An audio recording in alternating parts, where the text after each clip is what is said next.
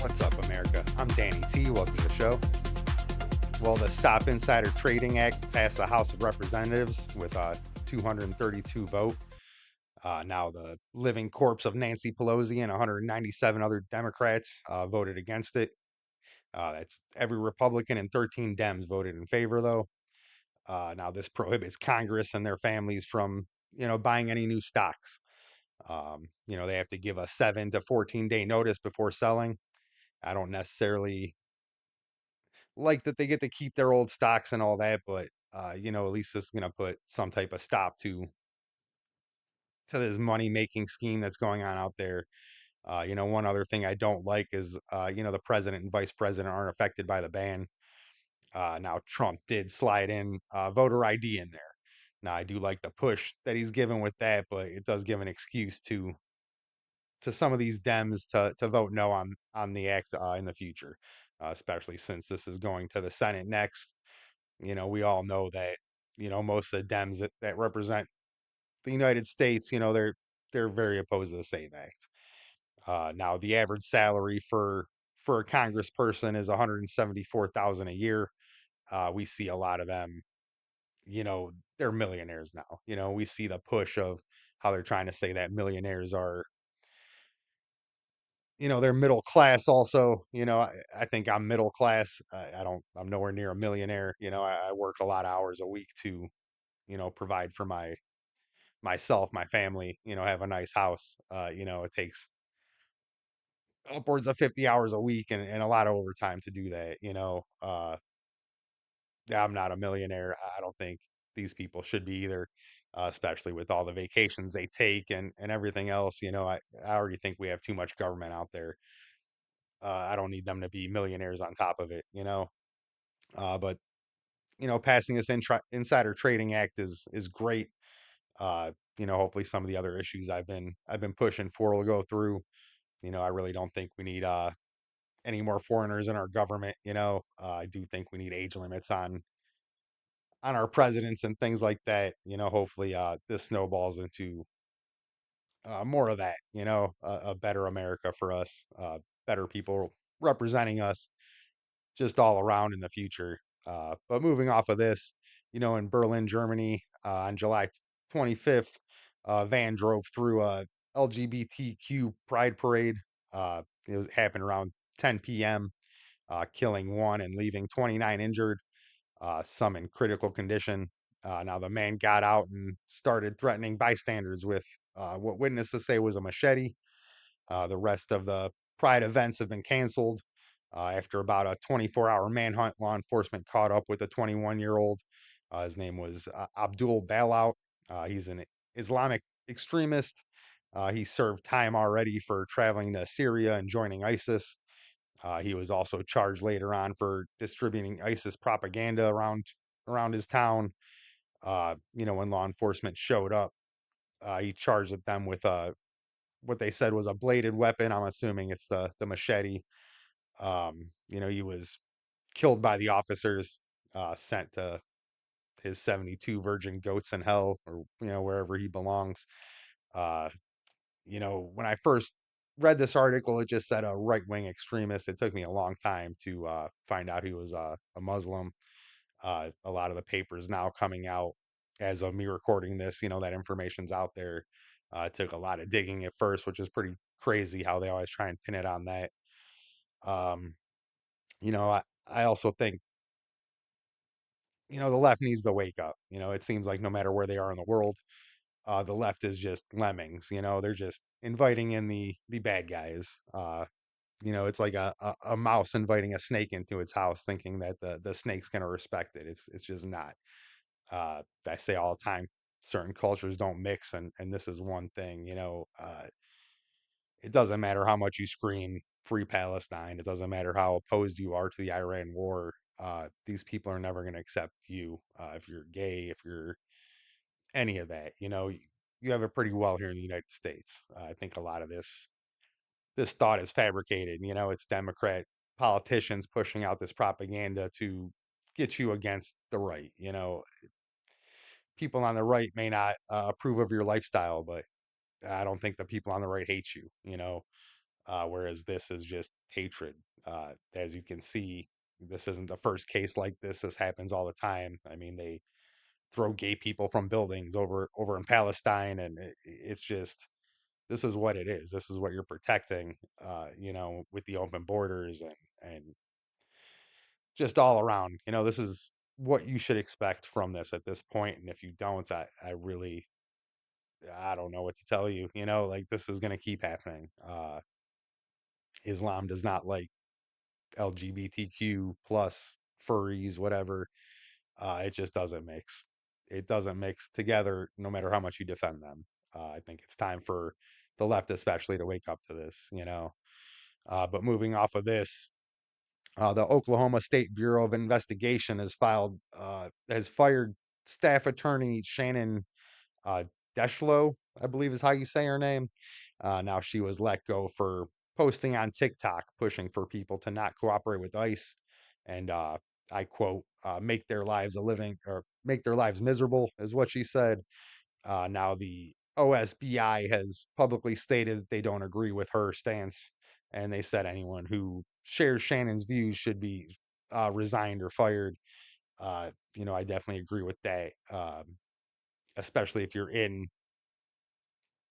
our branches of government there. I mean, ICE is a federal agency. They're federal agents. They have a job to do. They're not just random people walking around doing this. This is their job. Especially someone like Shannon here should know better than to do these things. To go out and promote this. But I mean, who can blame her when you have Democratic representatives all up and down the board saying the same thing? I mean, you look at Mamdani, he also refuses to comply with ICE. He wants New York to be a sanctuary city for anyone to come in, and he wants to abolish ICE, get ICE out of his state. Uh, on top of this stuff, his commissioner of foreign affairs earlier in the month tried to sit down with Iran officials.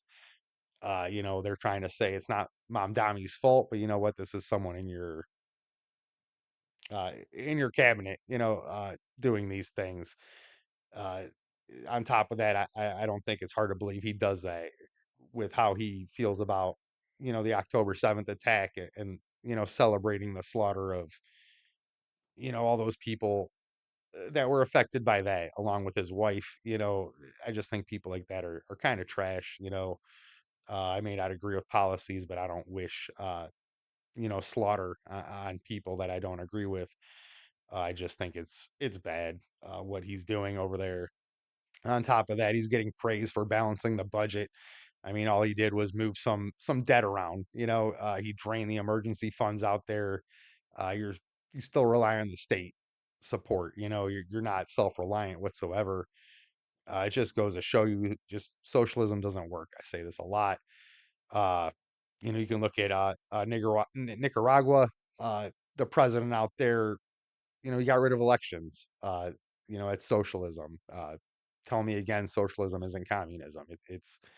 It's all the same shit eventually. Eventually the corruption happens, and you can say it wasn't done right yet, but it's never been done right. So who's to believe that you're going to do it right? And obviously you're not, as we see by what you're doing over there.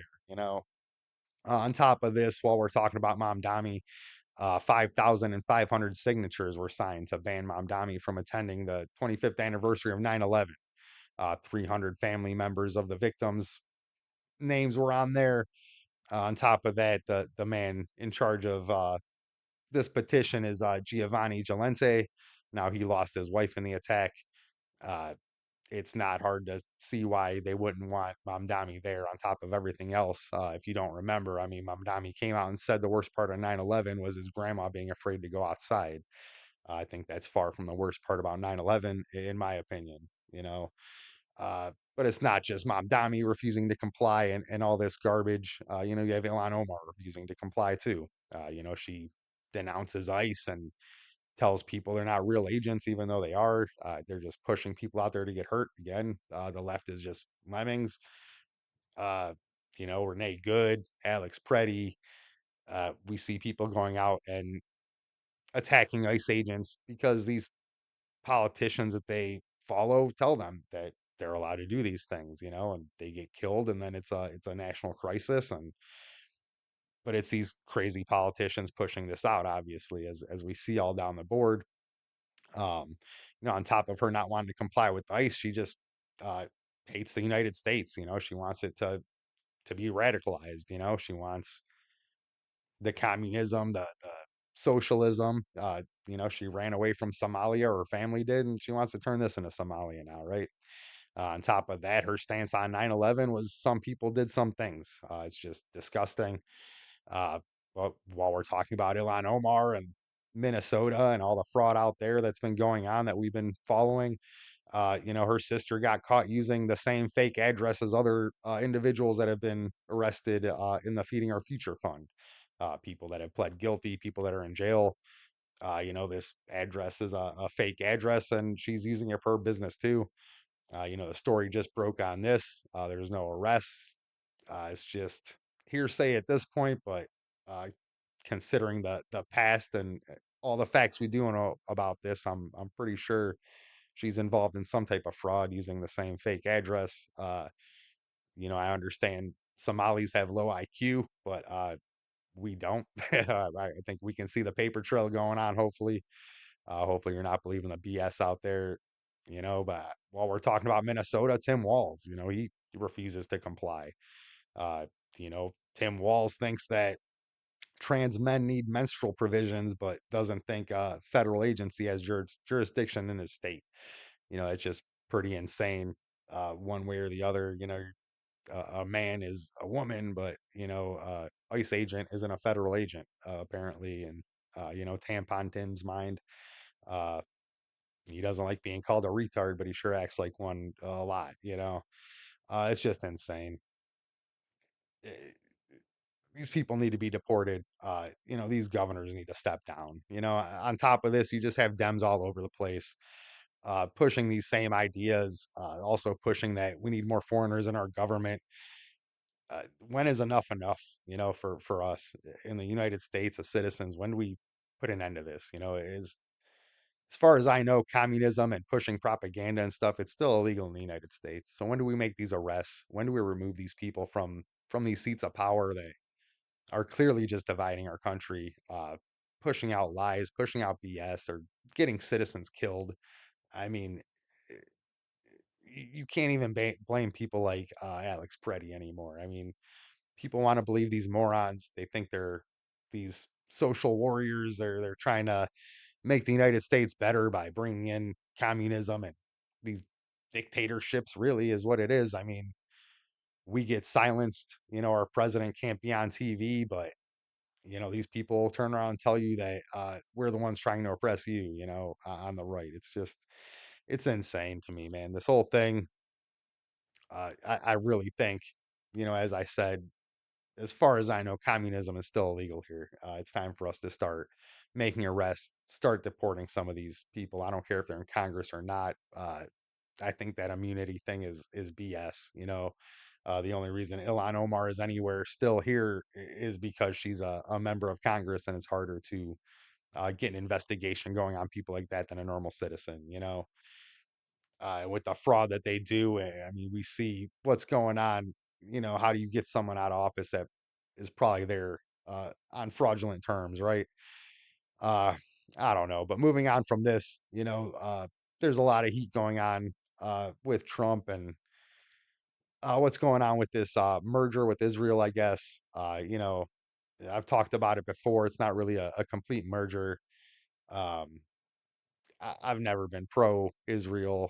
I've never been anti Israel, but I don't think it's a good idea for us to fully merge with them. I understand this isn't a complete merger. There is a lot of, misinformation going out there. This is a $1.15 trillion defense policy that we're getting into. Um, it's mostly AI, missile defense, cyber warfare stuff. Uh, it's really not like, we're not going to have some general from BB's army over here controlling our troops, but nonetheless, I do think this is a step in kind of the wrong direction. I am all for As I've said, circumstantial allies. I do think Israel is a good ally in the Middle East. To call them our greatest ally, I would not say that. You know, we dump a lot of money into them for really no reason. I mean, to my understanding, you know, us paying Israel the money we pay them annually, at least we have a say so kind of in what they do. But I really don't like the merger with anyone. Even if it wasn't Israel, it could be anyone. It could be the UK. I don't want our governments mingling with other governments out there. You know, it could lead to disaster, in my opinion. Um, Nonetheless, there's nothing really super bad about this right now. Um, I do think we do need their alliance right now in the Middle East for the time being. But in the long run, I find it really hard to agree with, you know, marrying our governments with other governments at all. You know, that's just my opinion. Nothing against the Israeli people. I would say this no matter who we were trying to merge with, you know. But nonetheless, we also have another deal in the Middle East going on, and it's a Saudi nuclear deal. Now, it got signed for a 30-year agreement. Now, this isn't for nukes. You hear a lot of people saying, why are we giving Saudi Arabia nukes? And we're having a conflict with Iran over nukes, but it's not nukes, it's just nuclear power. Uh, you know, I've talked about this before too, and MBS and his plan for the future and all that with over there. I think it would be good business wise for us to do this. Uh, Again, the only way MBS has said he wants nukes is if Iran gets nukes, and it's mostly to defend against Iran. You know, Iran is kind of like the wild card out there while they're being controlled by the IRGC. Um, yeah, but in the meantime, Trump has put a freeze to this deal because he wants Saudi Arabia to recognize Israel and get into some type of agreement with Israel where you know, a treaty between the two to end conflicts and bring peace. Now, Saudi Arabia, MBS has said several times he has no problem having peace with Israel and recognizing Israel as long as Palestine is taken care of. You know, he wants them to be recognized as a state, to have a statehood. Um, my thoughts on Palestine, you know, I've said this before too. I really do feel bad for the Palestinian people, you know, but bottom line, historically, Palestine has never been a nation. They've been a people. They've never had a home. They've wandered around a lot. They don't have a government. They're run by Hezbollah, which is a terrorist organization, which is funded by Iran, which is Iran is just the IRGC right now. Uh, you know, Bill Clinton, I don't take a lot of what Bill Clinton says as truth. You know, I really don't like believing the man, but, you know, back in the 90s, he did try and offer Palestine their own place, their own land, and they turned it down. All they wanted to do was kill Israelis. Uh, you know, there's been several deals that were offered to Palestine, you know, throughout the years, and all they want to do is war with Israel. So I think that would be a hard compromise for all sides to make when one party doesn't want to participate uh, in peace. You know, uh, Israel wasn't theirs. Israel belongs to the Israeli people. It was given to them by the UK a long time ago. You know, it's never really belonged to Palestine. That's really all I want to say on that. Um, yeah, it's just crazy. But yet again, another thing going on in the Middle East is the Syrian president, Ahmed al Shara. And now he's working on a security agreement with Israel. You know, he says it's a gateway to peace. He wants Israel to withdraw from Syrian territory, and you know, they can work on a peace deal together. I've talked about this man before too. I've actually talked.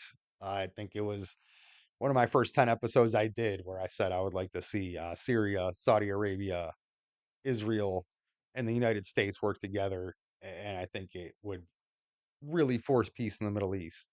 Uh, it's really cool that I'm seeing this come close. I don't know if it's that close yet, with everything going on with uh, the whole Palestine situation.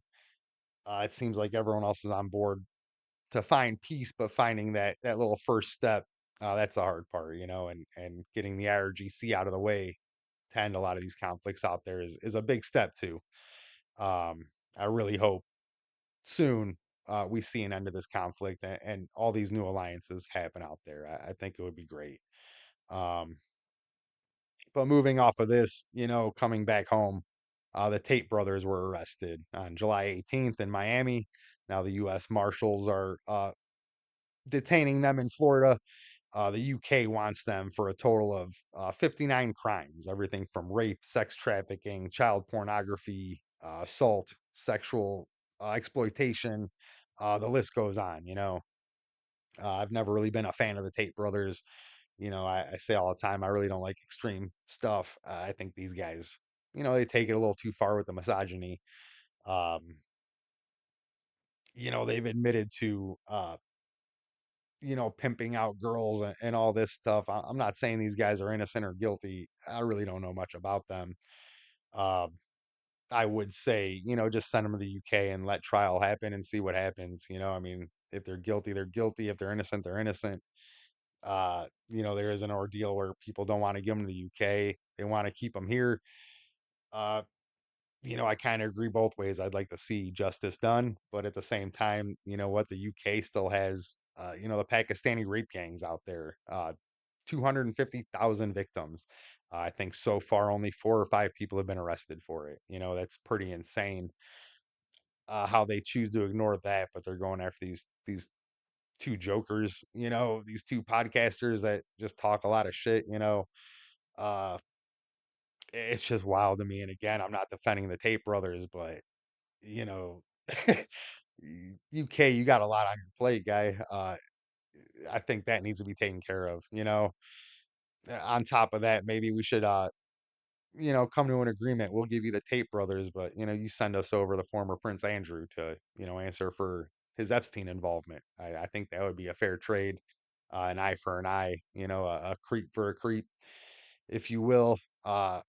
Then while we're talking about Epstein, I've been wanting to touch on that again.